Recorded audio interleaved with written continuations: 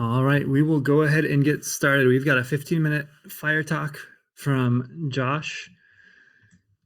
So everybody, welcome Josh to the stage. I know we've got several people on Twitch as well, so it's good to have everybody here. Josh, I've gotten to work with Josh as well, and he's an awesome dude. I know everybody in the team absolutely loves Josh, but he's going to share his path to come into the pen testing position over the last 18 months.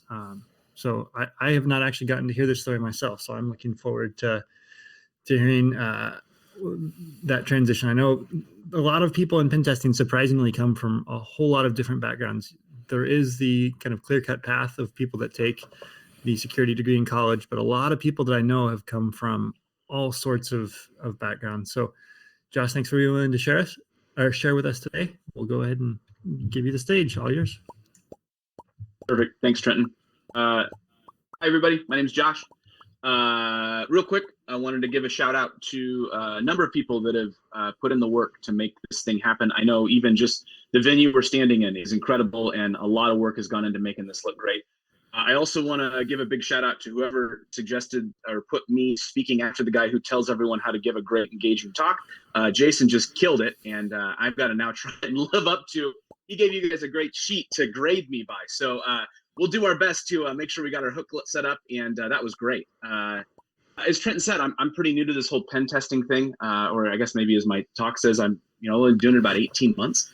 And I don't exactly know how you got started in the field that you're in, whether pen testing or otherwise, but I did just want to ask a question, and that is this: have you ever felt stuck? Have you ever felt in your career, in your position, in the fields you were in, have you ever just felt stuck, like really stuck?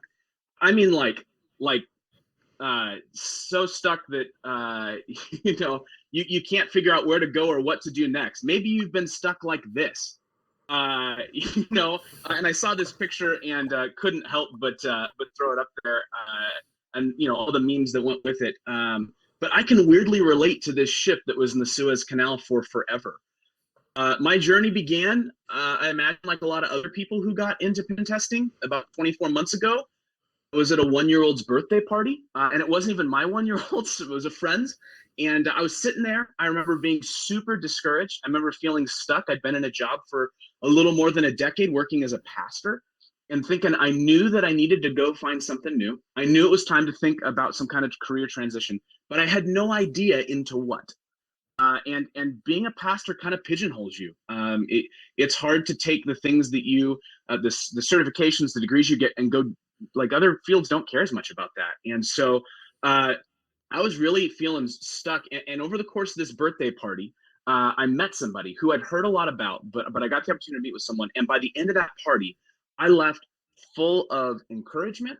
I left fired up. I left ready to start hunting and figuring out and looking what to do. And my hope is today that maybe if you're feeling stuck, or if you're contemplating some kind of a shift or jump, that some of what I shared today can be the same kind of encouragement for you. What I discovered that day was this: I was not stuck.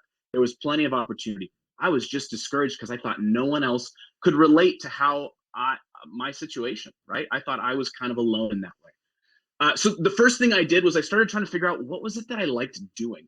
And I don't want to turn this into like a full-blown, think of your strengths and weaknesses. There's all kinds of killer resources out there about that. I want to talk about my journey specifically, but it did start by asking that question. What was it that I was good at that I thought everyone else was good at, that turns out they weren't? And for me, one of the things that came up was just organizing projects. I did a lot of that in my time as a pastor, and discovered, and other people kind of commented, that was something that came naturally to me. And I assumed everybody else was good at that, and they're not. And so I took that and I ran with it. And I discovered a thing called project management, which I'm sure you have all heard of. I was aware of project managers existing in like the construction industry. I don't know a lot about construction. You don't want me building anything for you. And so I thought that was kind of where it was limited, and come to discover, of course, PMs exist in all kinds of career fields. And so I began, one of the things I did is I thought, I've spent 10 years working as a pastor. I thought this is what I was going to do with my life. Turns out it's not. The last thing I want to do is jump into some new industry without first figuring out if it's something I'm going to like. And so how do you go find out if you'd like being a project manager? And for me, what I did is I reached out on LinkedIn. And I found a tool called Linked Helper. And this is the only tool, I added this tool late. This is the only tool not included in my last slide where I kind of talk about some of the things that were helpful to me. Linked Helper, it's a premium tool you can pay for, but you can get a month free trial. And for me, a month was enough. What it does is it allows you to search LinkedIn. And as you build a list of people, the results from your search, this will go and add them as a friend and write them the message that you give to the entire list of people, but it'll do it at a slow enough pace that you won't get flagged by LinkedIn. And so I wrote a 300-character message to project managers within a 100-mile radius of me, and basically asked if I could steal 15 minutes of their time to just pick their brains on what it's like to be a project manager. And the results of this were astounding. Mind you, I asked complete strangers. None of these people knew me, and I didn't know any of them. And I wrote and just said, hey, can I steal 15 minutes of your time? In total, 55% of the people that I wrote to, in some way, shape, or form responded. More than 20% agreed to take a 15 to 20-minute phone call with me to let me ask them questions and to share their experience of what it being a PM was like. So especially if you're looking to make a jump and you think it might be bigger, or maybe in the future you get to a point where it's like time to do something brand new. This was just incredible to me. I was blown away by the responses I got on LinkedIn. And the people seemed to respond for two reasons. Either one, because people like to just help others. People like to talk about what they're doing and that sort of thing. Or two, it was amazing. I asked every single person I talked to, hey, has anyone else done this? Have strangers hit you up asking you? And not a one. Nobody else had done what I was doing. Now, I basically did this. I ended up getting a project management cert, which was really helpful. So I had the PM stuff. Now I just need to figure out being a project manager of what. And so I spent some time chatting with some friends, and the idea of cybersecurity came up. And one friend in particular, who had it was his 1-year-old's birthday. He started me out doing some hack the box type stuff. He started me out doing some of that. That was great. I was hooked. I had no idea what I was doing, right? But I was hooked doing it.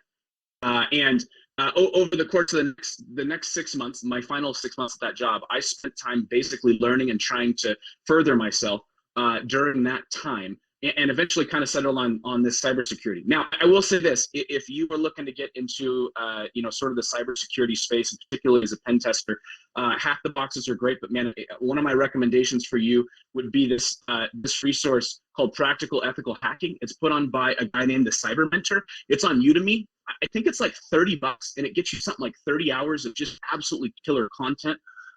It really does a good job at a super high level of talking through external, internal, wireless, and web app hacking. In addition to that, you pick up a whole bunch of lingo. And man, for interviews, that's so crucial. And I wish I had discovered this in this process. I didn't. I did discover it about 6 months into getting the job, and it has helped me even pivot more from being an actual project manager into being a full pen tester. So this is an absolutely great course. If you're interested in doing something in the pen testing field, I cannot recommend this course high enough, especially for the price point. $30 you can't beat. The second thing that I did is I picked up certs. And the first pen testing cert I picked up was one called the OSWP. It's a wireless penetration certificate. It's from Offensive Security, if you're not familiar, which is just a super reputable company.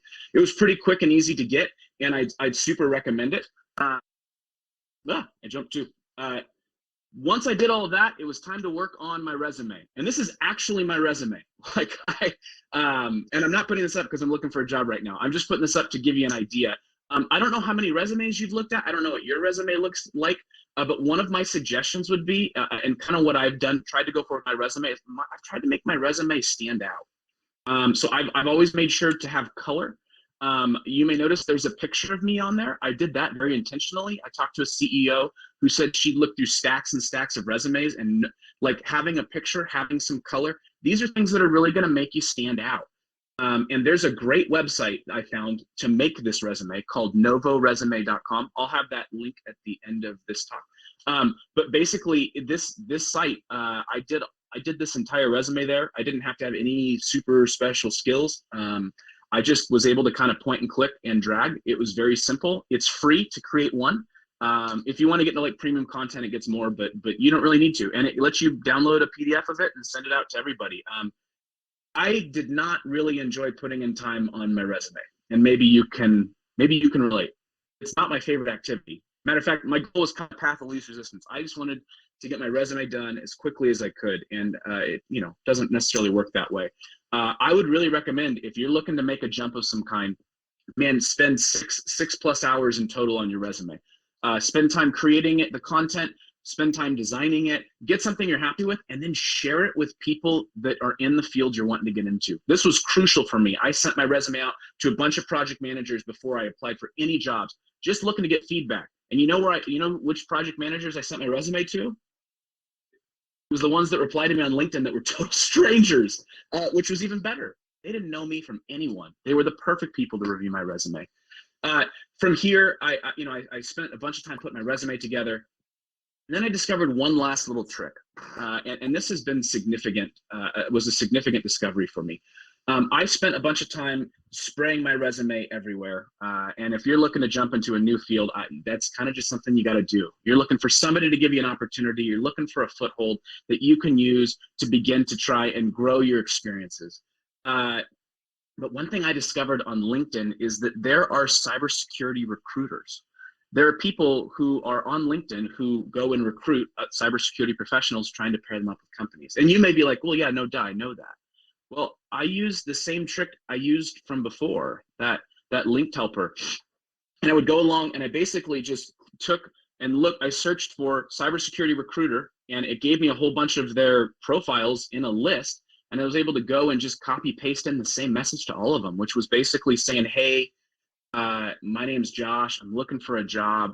Here's my skill set. Do you know of any opportunities? And the results to this were equally as amazing. I spent about half an hour doing this one morning. Within 15 minutes of finishing, I was on the phone with a recruiter in New York who had a couple things and was going to get back to me. An hour and a half later, I got the phone number of a recruiter that turns out had been doing it for 20 years. He gave me pointers on my resume. He gave me pointers on what I should do in an interview. He said he'd personally represent me. In total, I had over, I think, 3 weeks, I sent out all of these things. I had over 30 recruiters reach back to me in some capacity. And the great thing is, of course, that these guys succeed when you do. Here's one of the underlying things I would say, that was key to my jump, to going from pastor to pen tester in 18 months. The key was not just saying that I was a hard worker, but actually doing the work. I think everyone's resume probably has some line about how they work hard or how they go the extra mile or how they're determined and dedicated. Those are, I'm sure they're true, but don't wait until you're in the interview. Don't wait until you have the job to tell your future employer that. Man, do it now.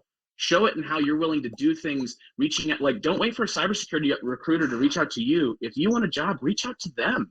Like that speaks volumes. And my guess is I had people that were willing to represent me that probably never should have, given my experience, but were willing to do it because I didn't have to tell them I was a hard worker. They could see it.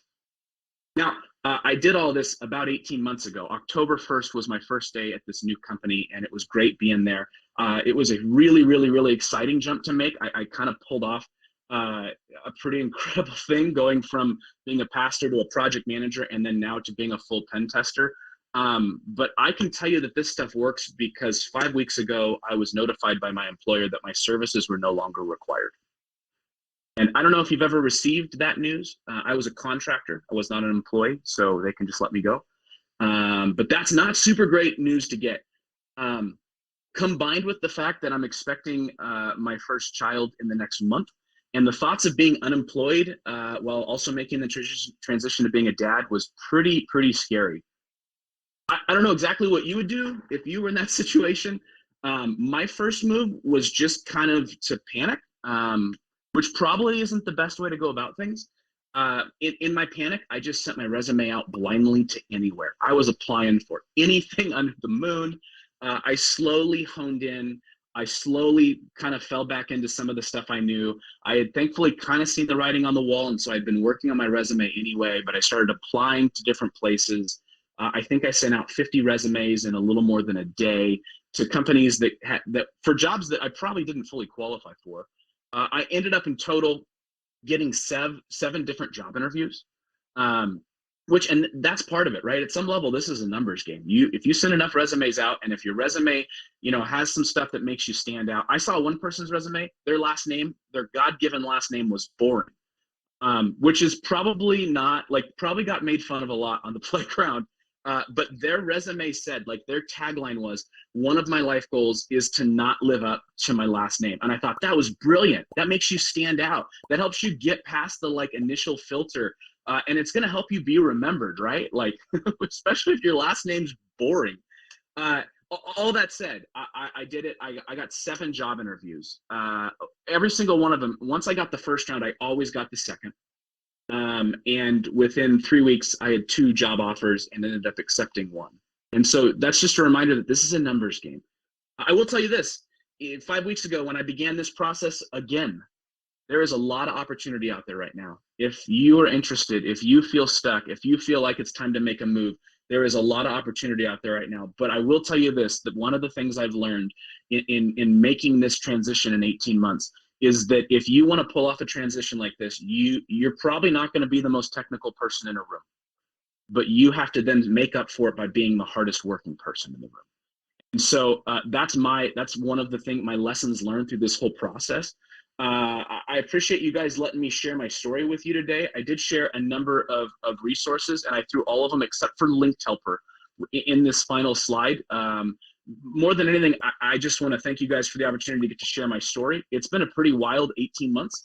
It's been a pretty wild last 5 weeks, applying for jobs with a baby on the way. But more than anything, the thing I learned is that there's a great community of people out there that are willing to help you if you're willing to reach out for help. And there are a lot of places that are looking for the person who's not necessarily the most technical, but the person who's the hardworking person that's going to get it done.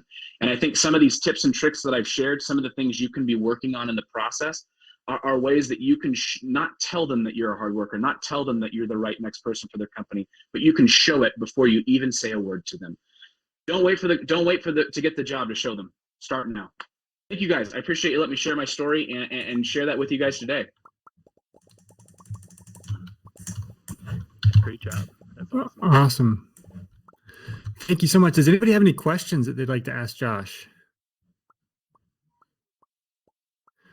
I love the hacker mindset approach to getting a job. Like playing LinkedIn as somebody looking for a job, just like the recruiters play it for somebody trying to find somebody to have a job, is spectacular. So thank you so much for sharing that. There's a lot of really good resources. You're welcome. Yeah, be careful with that Linked Helper. Make sure you use it, because I definitely got blocked at one point on LinkedIn, which was a real bummer, as it was kind of one of the main ways I looked for a job. Awesome. Well, if anybody has any questions for Josh that they'd like to ask one-on-one, Josh can hang out in the back for a couple minutes while we get up and ready for the next talk.